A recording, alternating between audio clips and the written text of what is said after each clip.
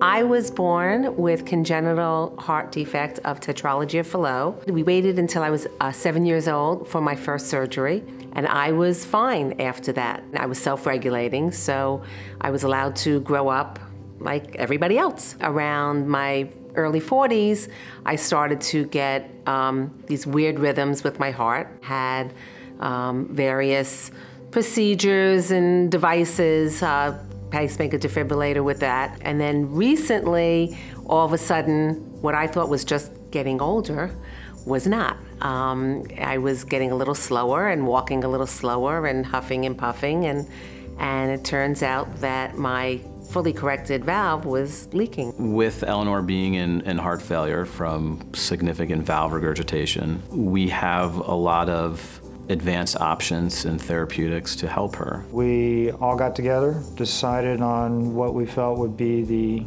best plan for her evaluations, including an understanding of how well her heart was functioning, how well her valves were functioning. She has a problem that we see increasingly with patients with this particular abnormality, particularly with that repair as it was done back in those days.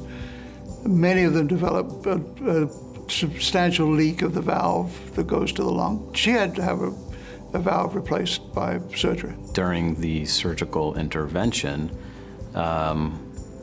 we came up with a cohesive plan to address her arrhythmia needs and optimize her electrical pacing as part of her valve repair.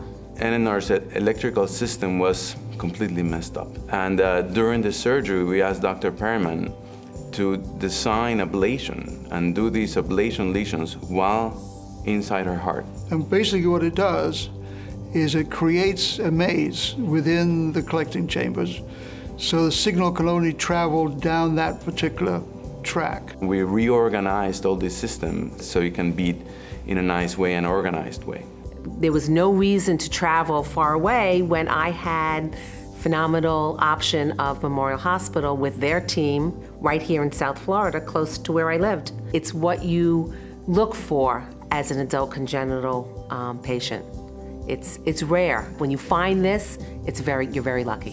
What I tell people like Elinor is that when we restore circulation, they will experience living a life that they really didn't know they could live again. It worked, and I feel great, and I'm back to exercising and doing everything I wanted to do.